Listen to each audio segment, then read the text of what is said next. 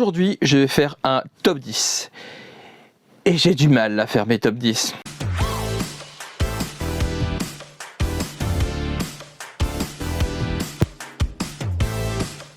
Graouh les gens, vous allez bien, c'est Legoshi. Et Legoshi, on se retrouve aujourd'hui pour mon top 10 manga actuel. Alors je dis actuel parce qu'en fait j'ai du mal à faire mes top 10 comme dit dans l'intro. Voilà, juste avant.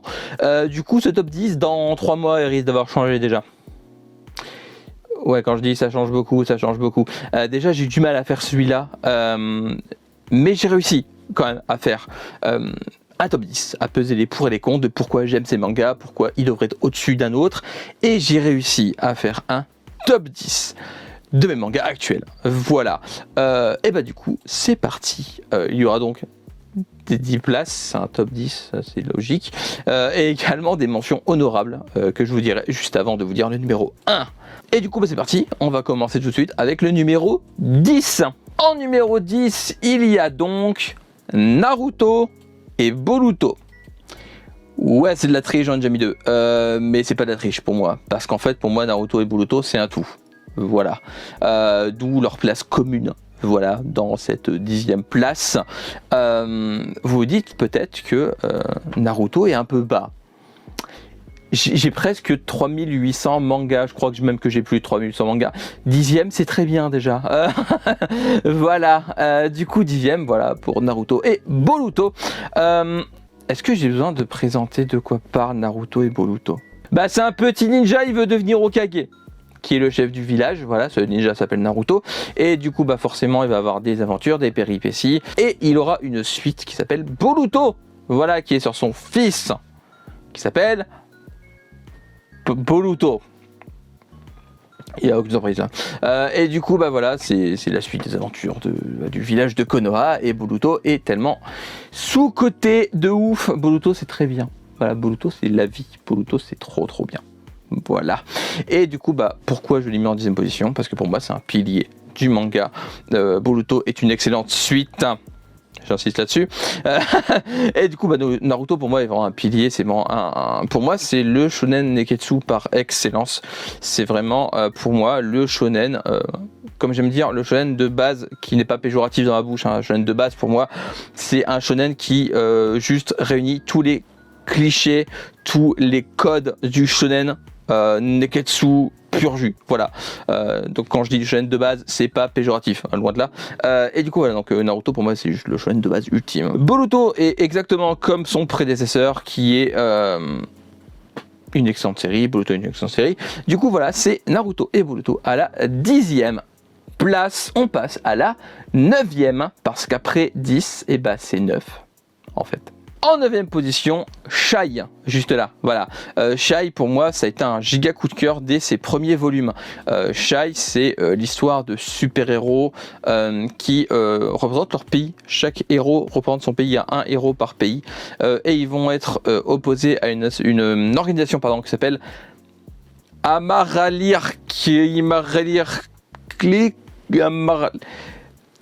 il se nomme comme ça.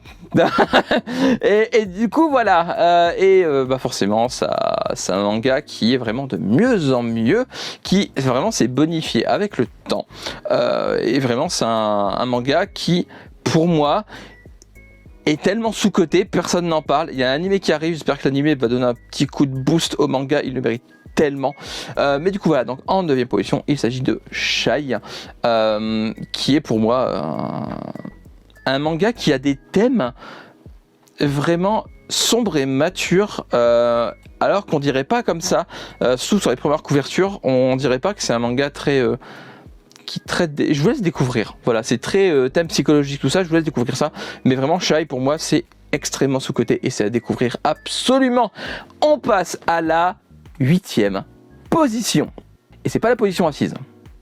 En 8e position, Noragami. Alors, Noragami, c'est assez chaud à résumer.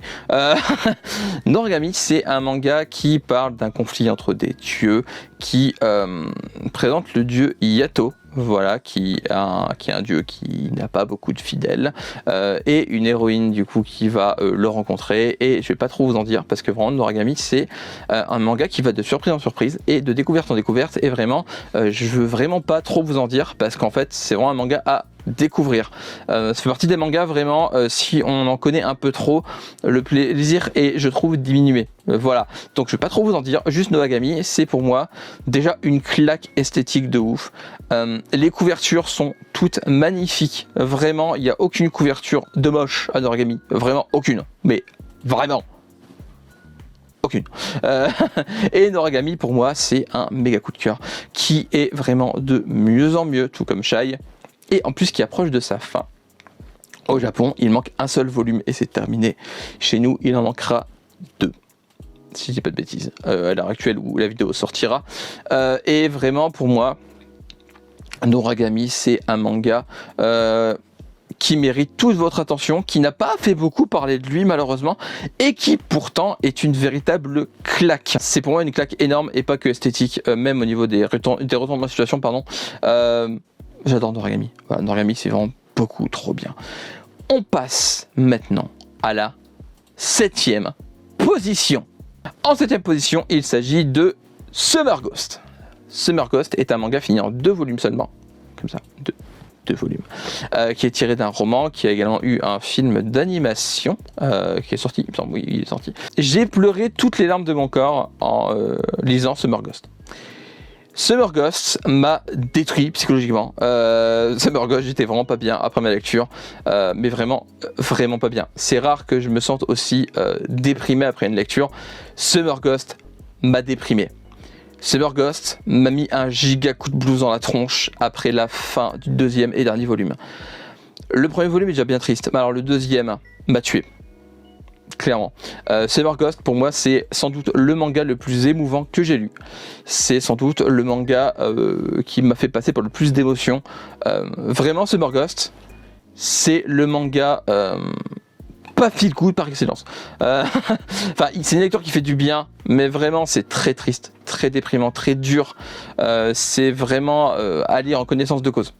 Voilà, il y a des thèmes très durs dedans, je préfère mettre un warning dessus, mais si vous voulez une lecture qui n'est pas justement drôle, qui est vraiment dramatique, Summer Ghost pour moi c'est un must-have. Voilà, clairement, Summer Ghost c'est génial dans son genre, et pour moi il n'y a pas mieux, clairement pas. On passe maintenant à la 6e position. En 6e position, il s'agit de Undead Unluck.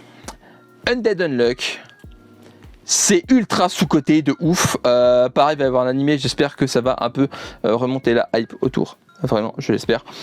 Undead Unluck, c'est un manga qui au début ne paye pas de mine. Vraiment, les premiers volumes vont vous faire croire à un manga classique. Un manga vraiment qui se démarque pas tant que ça des autres. Et pourtant, plus les tomes avancent, plus les surprises. Je parlais déjà de Noragami sur les surprises. Undead Unluck, c'est encore pire. Undead Unluck, c'est un manga qui vous surprend à chaque volume. C'est un manga qui arrive à ne jamais lasser. Vraiment, malgré le fait qu'il enchaîne les retournements de situation, on peut se dire peut-être que au bout d'un moment, c'est bon quoi. Retournement de situation, c'est lourd au bout d'un moment. Pas du tout. Undead Unluck, non seulement ils sont très bien là, retournement de situation, mais ils arrivent toujours au bon moment en plus. Et clairement, le manga est encore en cours à l'heure actuelle. Et l'attente dans chaque volume est un supplice, vu comment l'arc évolue, comment le manga, le scénario... Je veux la suite, genre maintenant. C'est très dur d'attendre. Undead Unluck, pour moi, c'est vraiment un manga génial. C'est un giga coup de cœur. C'est pour moi, sans doute, le manga le plus sous-coté à l'heure actuelle. Et je pèse mes mots. Pour moi, c'est un manga qui n'a absolument pas reçu l'attention qu'il mérite. Je n'entends personne en parler, ou presque, et c'est super giga dommage. Lisez Undead Unluck. Clairement, il le mérite de fou furieux. On passe maintenant à la 5e place. Je suis passe-partout. En 5e place, il s'agit de Konosuba, qui est une abréviation d'un... Je dirais pas le nom complet. Voilà, c'est Konosuba. C'est très bien Konosuba. Comment vous dire, Konosuba, c'est un isekai. Qui pour moi est sans doute le isekai qui me fait le plus mourir de rire à chaque tome. Konosuba, c'est de la débilité à l'état pur. C'est tout. Que ce soit au niveau du scénario, des personnages. Alors les personnages, déjà j'ai la gorge. Alors les personnages, comment dire, il n'y en a pas un pour rattraper l'autre. Entre le héros extrêmement pervers, la croisée sadomasochiste, la déesse qui sert à rien, la magicienne qui va apprendre qu'un seul sort extrêmement puissant. Qu'est-ce que vous voulez faire d'une équipe pareille ? Bah rien, Konosuba. Voilà. C'est un manga clairement avec prise de tête zéro. Vraiment, c'est pour moi le manga le plus feel good, le manga qui fait le plus de bien à lire, le manga quand j'ai envie de me déconnecter, j'ai envie de le lire. Vraiment, Konosuba, pour moi, c'est... on a tous un manga un peu déconnexion. Vous savez, le manga que vous avez envie de lire pour penser à autre chose, pour vous sortir tous vos problèmes de la tête, pour vraiment être en mode chill et mon esprit se vide. Le mien, c'est Konosuba.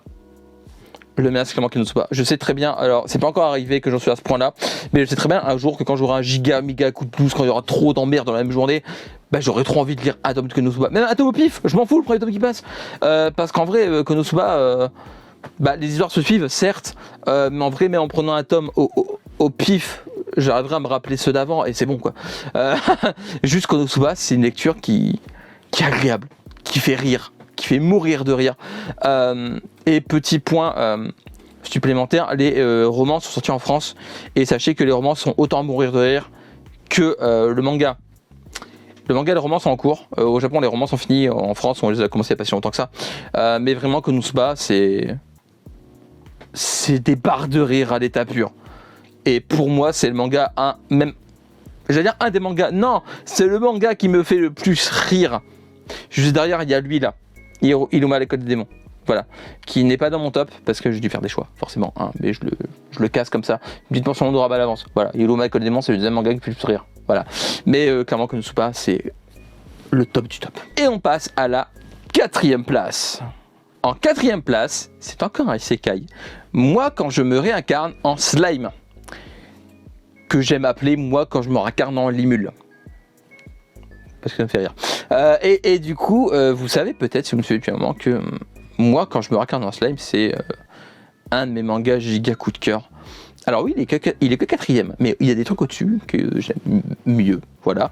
Mais moi, quand je me réincarne en slime, c'est mon isekai préféré. Konosuba est le isekai qui me fait le plus rire, mais moi, quand je me réincarne en slime, c'est mon isekai préféré.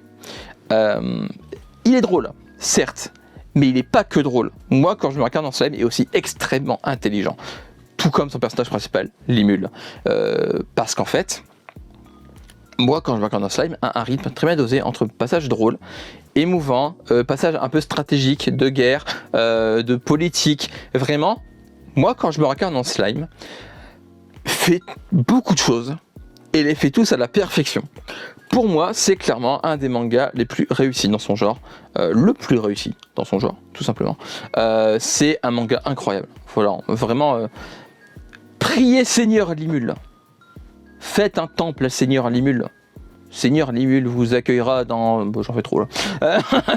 Mais voilà, donc moi quand je me réincarne en slime, c'est un giga coup de cœur. Et pour moi, le meilleur isekai de l'univers. C'est tout. On passe maintenant à la 3e position. En 3e position, Nabali. Alors, Nabali, c'est par Yuki Kamatani, qui est... J'adore Yuki Kamatani, qui, franchement, son travail est incroyable. J'aime tous ses mangas. Clairement, j'aime vraiment tous ses mangas. Et Nabali est pour moi son meilleur. Nabali, c'est une histoire de ninja. Je vois venir, ça n'a rien à voir avec Naruto. Mais quand je vous dis rien, ça n'a rien à voir. Déjà, c'est notre époque moderne. C'est vraiment... je crois que c'est même pas l'effectif de mémoire. Alors, le nom des villes, je me rappelle du soir, mais les noms des villes, je me rappelle plus. Mais je crois que c'est des noms de villes japonaises. Voilà, c'est notre monde, quoi. Mais clairement, Nabali, c'est un manga qui m'a surpris du début à la fin. Il y a un twist, notamment au milieu du manga, qui m'aura marqué, mais alors, de ouf. Ce twist, je me rappellerai toute ma vie, parce qu'il m'a mis sur le cul. Voilà, et Nabali m'a mis sur le cul jusqu'à la fin en fait. Enfin, je veux dire, Nabali, c'est vraiment un manga qui est extrêmement surprenant, qui a en plus des personnages incroyables. Miyalu et Yoite, le duo entre guillemets principal du manga, sont extrêmement attachants. Il y a un petit côté shonen high. Complètement assumé, hein. Donc voilà, donc il y a une relation un peu tendancieuse entre Yoite et Miyalu. C'est complètement assumé, voilà, c'est même pas caché, enfin voilà. Mais j'adore Nabali parce que pour moi, vraiment, c'est un manga qui a pas fait beaucoup parler de lui. C'est un manga qui malheureusement aujourd'hui est introuvable à un prix correct, et c'est bien dommage. Une réédition, il le mériterait tellement. Mais bon, c'était casé. Maintenant, c'est Crunchyroll. Crunchyroll et les rééditions. Mais du coup, Nabali, c'est un... Franchement, si vous arrivez à trouver une intégrale, même, je sais pas, c'est la première fois que je vais dire ça, j'assume, même à 10 € le tome, il les mérite, clairement. Voilà. C'est la première fois que je dis quelque chose comme ça. Mais Nabali, clairement, c'est un manga qui mérite vraiment votre attention. C'est un des meilleurs mangas de l'univers. C'est mon 3e manga préféré. C'est clairement une masterclass, que ce soit en termes de combat, d'histoire, d'émotion, de personnages, de dessin, de popcorn, de pizza 4 fromages. C'est génial. J'ai un peu dérapé vers la fin, je sais. Mais lisez Nabali, c'est absolument une dinguerie. On passe maintenant au numéro 2. Comme ça, avec 2 doigts. Mon numéro 2, c'est Monotone Blue. Il est sorti il y a une semaine. Il est 2e dans mon top 10. Il est monté très vite. Pourquoi il est 2e ? Parce que déjà il ressemble un peu au manga qui est en première position. C'est pas une surprise, je ne vais pas dire le titre mais vous le savez déjà de toute façon. Mais il ressemble beaucoup au manga qui est en première position. En fait c'est des animaux anthropomorphiques. Et en gros c'est un one shot qui est une histoire d'une relation qui évolue entre un chat qui est un peu associable, enfin, qui est un peu dans son coin, et un nouvel élève qui arrive qui est un lézard, qui a une particularité, c'est qu'il a la queue bleue. Attention warning, c'est un animal. Attention, la phrase suivante ne va pas être moins chelou. Du coup, le héros, le chat, est intrigué par la queue du lézard et demande à la voir régulièrement. Et du coup, il y a une relation entre les deux qui va se nouer. Mais clairement, c'est extrêmement touchant. C'est extrêmement doux. C'est magnifique. Esthétiquement, c'est incroyable. En même temps, c'est Nagabe qui nous a donné L'Enfant et le Maudit, qui était déjà incroyable esthétiquement. Pas que, il y a aussi Wise Beast and the Wise Kingdom et Mon Portrait d'une copine. Voilà. Clairement, Monotone Blue, c'est un one-shot qui m'a extrêmement touché parce qu'en fait, ça aborde des thèmes comme le harcèlement scolaire, comme la différence, comme la discrimination. Et en un seul one-shot, j'ai été extrêmement ému par les 2 personnages principaux, par leur relation qui évolue, par le regard des autres. Vraiment, Monotone Blue, en un seul volume, m'aura beaucoup plus transporté que des mangas en 15 tomes, en 30 tomes. Des fois, il suffit pas d'avoir 40 tomes pour avoir une histoire développée et qui est extrêmement émouvante. Un seul volume a suffi à Monotone Blue. Il n'y en fallait pas plus. Il n'y en a même pas besoin. On va passer aux mentions honorables. Alors, dans les mentions honorables, il y a, donc je vais le plus vite, mention honorable, il y a Windbreaker. Alors, Windbreaker, je ne l'ai pas mis dans mon top parce qu'en fait, je trouve qu'il n'y a pas assez de volume pour le mettre dans mon top. Parce qu'il est en cours, voilà, parce que je sais Monotone Blue avec un tome, si vous foutez la gueule, il y en a 5 là bonne. Mais vous avez compris l'idée. Mais c'est parce que Windbreaker n'a pas assez de volume, je préfère en voir plus avant de le placer dans mon top. Mais il y a des grandes chances qu'il soit dans le top 10. À l'avenir, je pense que Windbreaker sera dans mon top 10. Il y a des grandes chances, ou au moins dans mon top 15. Ce qui est déjà pas mal, hein, en vrai en soi. Mais voilà, Windbreaker, c'est une dinguerie. C'est des combats, c'est des élèves. Enfin, j'ai fait des vidéos dessus, je vous laisse aller voir. Mais clairement, Windbreaker, c'est une dinguerie. Autre mention honorable, Tokyo Alien. Alors là pareil, c'est parce qu'il n'y a pas assez de volume pour le mettre dans mon top 10, mais clairement Tokyo Alien, c'est une tuerie monumentale, une sorte de Men in Black revisité, vraiment c'est une tuerie. J'adore Tokyo Alien, les couvertures sont sublimes, les dessins sont sublimes, tout est bien dans Tokyo Alien. Ensuite, autre mention honorable, Arion. Alors Arion, c'est un manga qui sera très court, 3 tomes, il n'y en a eu qu'un de sorti pour l'instant. J'aurais pu le mettre dans mon top 10 tellement je kiffe Arion. Mais en vrai, j'attends de voir la finalité de l'œuvre. Je veux voir l'œuvre dans son intégralité. Mais de toute manière, je sais très bien que ce sera dans mon top 10. Mais au moins, ça me laisse une place pour quelque chose d'autre. Voilà. Mais clairement, Arion, je le glisse discrètement, il sera dans mon top 10. Clairement, c'est sûr et certain. Mais pour l'instant, vu qu'il n'y a qu'un seul volume sur les 3, c'est encore trop peu pour le mettre dedans. Dernière mention honorable, Lethal Expérimente. Lethal Expérimente, il n'y a que 3 volumes pour l'instant, mais pareil, j'ai pas assez de tomes pour le mettre dans mon top 10. Mais c'est le meilleur thriller huis clos que j'ai vu, que j'ai lu plutôt, en mode survival game. Voilà, parce que sinon, en mode huis clos tout court, c'est celui-là. Qui est incroyable aussi, mention honorable. Il s'appelle Meurtre dans le Décagone, si vous voyez pas. Si vous voyez, hein. Il y a le titre dessus quand même. Mais du coup, voilà, donc les deux là, voilà. Meilleur thriller survival game, meilleur thriller huis clos enquête. Voilà, les deux là, c'est des dingueries, clairement. Et on passe maintenant à la première place. Vous vous y attendiez pas, hein, c'est une surprise. C'est Beastars.